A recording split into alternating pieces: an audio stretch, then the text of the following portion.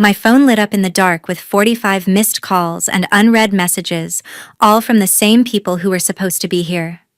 My name is Courtney Reynolds. I'm 31, and just 2 weeks ago, a car accident left me with a broken leg, a heavy cast, and no way to move around my second-floor apartment without help. My parents swore they'd stay with me for at least 3 weeks. They promised to cook every meal, keep the fridge stocked, help me up and down those endless stairs, and make sure I never had to reach for anything on my own. I believed them. I had to. Then they left. They flew to Hawaii for a quick family getaway they said was already booked and couldn't be canceled. I found out through my brother's stories, smiling faces on the beach. Cocktails raised zero mention of the sister they left behind. When I finally called Connor for help, the background noise was waves and laughter. He didn't even pretend to listen. He just sighed loud enough for me to hear. "Don't overreact, Courtney. It's just a broken leg." I stared at the empty room, the pill bottle. I couldn't reach the untouched food delivery outside the door. Something inside me clicked. I answered quietly, "Thanks for showing me who you really are." He laughed it off like I was being dramatic and hung up. 2 weeks later, I made a decision they never saw coming. Now my phone won't stop buzzing with the same desperate messages. "Please call us back. Please talk to us." If you've ever been the one who always holds everything together for your family, the fixer, the reliable one, and got nothing in return when you needed them most, stay until the end. This is the story of how I finally let go. And if stories like this hit home for you, hit subscribe and turn on notifications. There are more waiting. The rain was coming down in sheets that morning, the kind of Seattle downpour that turns the roads into mirrors. I was driving home from a late shift, windshield wipers on full speed, when the car in front slammed on brakes. I hit the pedal hard, but the tires lost grip. The world tilted, metal crunched, glass shattered, and then everything went quiet except for the pounding in my chest and the sharp burning pain exploding in my right lower leg. By the time the paramedics arrived, I already knew something was badly broken. The X-ray in the ER confirmed it, a clean fracture of the tibia, but the bone had shifted enough to need immediate surgery for a plate and screws. They wheeled me into the operating room that afternoon. I remember the anesthesiologist asking if I had anyone coming, and I said yes, my parents were on their way. They arrived just as I was waking up in recovery, groggy from the meds. My dad, Richard, burst through the curtain, first face pale, still wearing his work jacket. He grabbed my hand and kissed my forehead. "We're here, sweetheart. You're going to be okay." Mom Susan was right behind him, already talking to the nurse about discharge instructions, pain management, everything. She looked like she hadn't slept, eyes red, but her voice was steady. "We're staying with you the whole time, Courtney. At least 3 weeks. I'll cook. I'll clean. I'll make sure you don't lift a finger." I believed her. Why wouldn't I? That was what family did. The next day, the whole crew showed up. Dad brought coffee for everyone, including a decaf for me, and sat by the bed telling old stories to keep me distracted from the throbbing in my leg. Mom was in full organization mode, taking notes on the doctor's orders, asking about physical therapy timelines, even making a list of groceries she'd need for when I got home. She kept repeating 3 weeks minimum. "I'm not going anywhere until you're steady on those crutches." Connor and Kayla arrived later than everyone else. My younger brother walked in holding a to-go bag from a burger place. Nose wrinkled the second he stepped inside. "God, the smell in here is brutal," he muttered loud enough for the nurse to hear. Kayla was already on her phone, snapping a quick selfie with me in the background, cast propped up IV in my arm. She captioned it, "Visiting my brave sis," and posted it before she even said hello. They stayed maybe 20 minutes. Connor kept checking his watch, complaining about traffic, and Kayla scrolled through comments on her story. When they left, Connor gave me a half hug and said, "Get better quick, sis. We've got that Hawaii thing coming up." I thought he was joking about postponing it. I was wrong. The day I was discharged felt almost normal. The doctor cleared me, handed over a stack of prescriptions, and warned me about the stairs at home. No elevator in my building's second-floor narrow hallway. Mom drove me back, helped me maneuver the crutches up every single step. It took forever. My leg screamed with each bump, but she kept saying, "Almost there. Almost there." Once inside, she got me settled on the couch, elevated the leg with pillows, filled the nightstand with water bottles, pain meds, snacks, and the remote. She even set up a shared Google Calendar on my phone, red blocks for meds every 4 hours, blue for physical therapy exercises, green for meals she planned to cook. I watched her bustle around the tiny kitchen, stocking the fridge with soup containers, yogurt, easy things. She looked tired but determined. When she finished, she leaned down, kissed my forehead, and said exactly what I needed to hear. "I'm going home to grab some extra clothes and check on a few things at work. I'll be back first thing in the morning, okay? And don't worry about the Hawaii trip. It was booked months ago, non-refundable. We're only going for a few days. Then I'm right back here. Promise." I nodded, exhaustion pulling me under. "Okay, Mom. Thanks." She smiled, squeezed my hand, and left. The apartment door clicked shut behind her. I listened to her footsteps fade down the stairs. For the first time since the accident, the place felt too quiet. But I pushed the thought away. She'd be back in the morning. They all would. I closed my eyes, the pain meds starting to dull the edges, and let myself believe for one last night that everything was going to be fine. The first full day alone passed in a haze of medication and careful movements. I woke up to sunlight slanting through the blinds, the apartment quiet except for the distant hum of traffic outside. My leg ached, but the pain was still manageable, dull and constant, not yet screaming. I swallowed the morning dose from the nightstand, grateful Mom had left everything within easy reach. Breakfast was simple. A yogurt cup I could open, one-handed a banana from the fridge.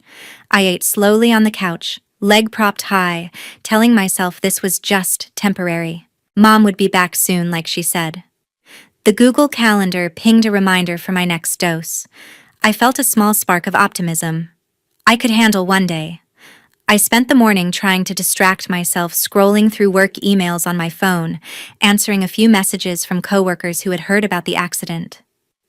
They sent get-well memes and promises of coffee runs once I was mobile again. It helped. The pain stayed in the background, a nagging reminder, but not overwhelming. By afternoon, I even managed to hobble to the bathroom on my crutches without incident. I looked in the mirror, saw the dark circles under my eyes, the cast like a white prison from knee to toes, and thought, okay, one day down. Tomorrow will be easier when Mom gets here. Night fell early the way it does in winter.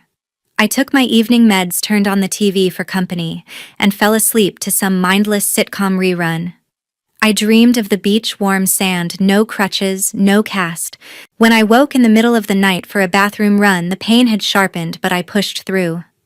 Still, I told myself she'll be here in the morning. The second day started the same meds-propped, leg-quiet apartment. But by midday, the ache had deepened into something hotter, more insistent. Every shift of weight sent a jolt up my thigh. I tried to ignore it, focused on staying hydrated, nibbling crackers. Around 2 p.m., I reached for the water bottle on the side table. My arms stretched too far, knocking the bottle of stronger painkillers, the ones for breakthrough pain, off the edge. It rolled under the bed, just out of sight, just out of reach. I leaned over, crutches braced, but the cast made it impossible to bend low enough. I tried again, straining until sweat beaded on my forehead. Nothing. The bottle stayed there, mocking me from the shadows under the frame. I sat back, breathing hard. That was when the real panic started creeping in. I ordered food through an app, simple soup and bread, something warm. The driver left the bag in the hallway, snapped a photo, and was gone. I heard the door click shut. Getting to it took everything. I inched the crutches forward, one agonizing step at a time, sweat soaking my shirt by the time I reached the door. I opened it, leaned out, grabbed the handles, but my balance gave way. The crutches slipped, my good leg buckled under the extra weight. I barely caught myself on the doorframe, heart hammering. The bag stayed in the hallway, cooling. I retreated to the couch, defeated, and ate the last stale granola bar from the nightstand. By late afternoon, the pain was a living thing clawing up my leg. I needed the fallen bottle. I needed help. I picked up the phone. First Mom, Straight to voicemail. Then Dad. No answer, no ring, just silence. My thumb hovered over Connor's name. I called. The line connected after 3 rings. In the background, waves crashing, distant laughter, ukulele music drifting through. Courtney. Connor sounded annoyed, like I'd interrupted something important. Hey, I started, voice thin. I dropped the strong pain meds under the bed. I can't reach them. The food delivery's outside, but I can't get to it. It hurts a lot more today. There was a pause, then a long exhale. Courtney, don't overreact. It's just a broken leg. I swallowed. Connor, I'm alone. Mom hasn't come back. I can't even. He cut me off. We're finally relaxing in Hawaii. We needed this break. You're an adult, order. More food. Take the regular meds, figure it out. Stop making us feel bad about taking a few days off. The words landed like a slap. I stared at the wall, the phone hot against my ear. I waited a beat, then said quietly, "Thanks for showing me who you really are." He let out a short, scoffing laugh. "You're always so dramatic." Then the line went dead. I lowered the phone slowly. The room felt colder. The hope I'd been clinging to all day, the small, fragile belief that this was just a misunderstanding, shattered in that moment. No one was coming. Not Mom, not Dad, not Connor. For the first time since the accident, I felt completely alone. By the 3rd evening alone, the silence in the apartment felt heavier than the cast on my leg.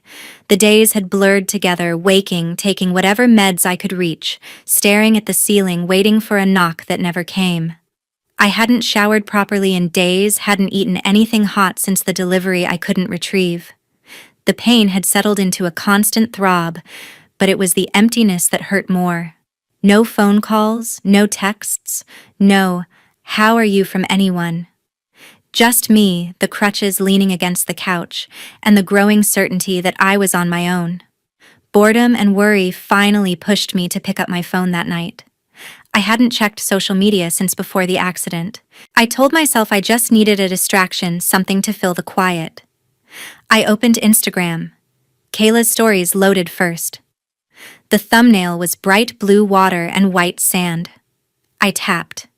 The first clip, the whole family on a resort balcony at sunset, palm trees, swaying, ocean glittering behind them. Mom had her arm around Connor, laughing at something off camera. Dad held up a colorful cocktail, toasting the lens. Connor grinned, wide sunglasses on, looking relaxed in a way I hadn't seen in years. Kayla panned the camera slowly, showing the infinity pool, the lounge chairs, the tiki torches. No mention of me. No caption about missing my sister or get well soon. Just pure vacation bliss. I scrolled to the next story. More of the same, Mom and Connor splashing in the shallow waves, Dad reading a book under an umbrella, Kayla filming a drone shot of the resort grounds. The final post was a carousel of photos, group shot in front of a luau stage, all 4 of them smiling, arms linked, with the caption, "Much needed family escape to Hawaii after a stressful year. Grateful for this time together." Family first, family first. The words hit like ice water. I stared at the screen until my eyes burned. Shock came first, sharp, disbelieving. Then the hurt rushed in deep and twisting, the kind that makes your chest feel hollow. I kept scrolling, hoping for something, anything, a private message, a text overlay, even a small emoji, but there was nothing. They were here living their perfect escape while I was alone in a dim apartment with a broken leg and an empty fridge. The anger followed, slow and cold. It wasn't hot rage. It was quieter, more final. They had chosen this. They had chosen the beach over me. I set the phone down. The room felt smaller, the walls closer. I sat there in the dark for a long time, the glow from the screen fading. The next morning, day 4, I had to change the bandage on my incision. The doctor had stressed keeping it clean to avoid infection. I gathered what I needed: fresh gauze tape, antiseptic wipes. Everything was on the bathroom counter, but getting there meant crossing the hallway. I positioned the crutches, took a breath, and started. 1 step, 2. The floor was slick from a small spill I hadn't noticed, water from a bottle I'd knocked over the day before. The right crutch tip slid. My balance tipped. The cast was too heavy, too awkward. I tried to catch myself, but the good leg buckled under the strain. I went down hard.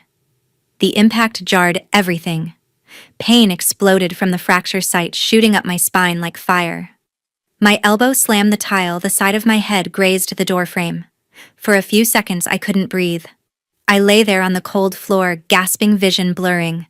The crutches clattered away. The bandage supplies scattered. I stayed down. Minutes passed. The pain pulsed in waves, but the worst thing was the silence. No one came running. No door opening, no footsteps on the stairs, no voice calling my name. Just me on the floor, alone. I reached for my phone where it had fallen a foot away. My fingers closed around it. I stared at the screen, thumb hovering over the contacts. Mom, Dad, Connor. I could call. I could beg. I could explain again. But I didn't. I let the phone drop back to the tile. I realized, lying there with my leg throbbing and my chest tight, that no one was coming. Not today. Not tomorrow. Not ever unless it suited them. Something inside me broke cleanly in that moment, not with tears, not with screams, but with a quiet final snap. There were no more excuses left. No more, maybe they're busy. No more, they'll come back. Just the truth, cold and clear. They had left me, and I was done pretending it was anything else. I lay there until the pain dulled enough to move. Slowly, painfully, I pulled myself up, using the sink edge, dragged myself back to the couch. The bandage could wait a little longer. Everything could wait. I was finished waiting for them. The nights after the fall became the hardest. Pain woke me around 3 a.m., every time, sharp and unrelenting, forcing me to stare at the ceiling in the dark while the apartment stayed silent. I couldn't sleep through it. Instead, my mind wandered back, replaying years of moments I had always brushed aside as just family helping family. I had been the responsible one since my early 20s. When I landed my first real job at 23, fresh out of college with a steady salary and a decent credit score, my parents came to me with their dream. They wanted a vacation condo on the big island of Hawaii, nothing extravagant, just a small 2-bedroom place near the beach for getaways. Their income didn't quite qualify for the mortgage on their own. The loan officer had been blunt. They needed a co-signer with strong credit. They looked at me across the kitchen table. "You're good with this stuff?" Courtney, Mom said, almost proud.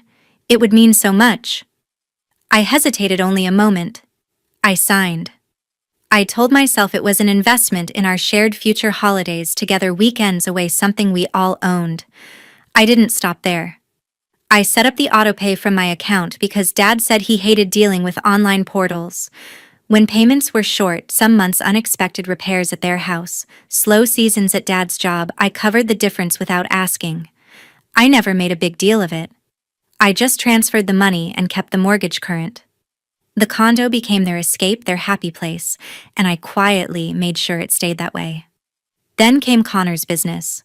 A few years later, he decided to turn his side hustle selling sports gear online into something full-time.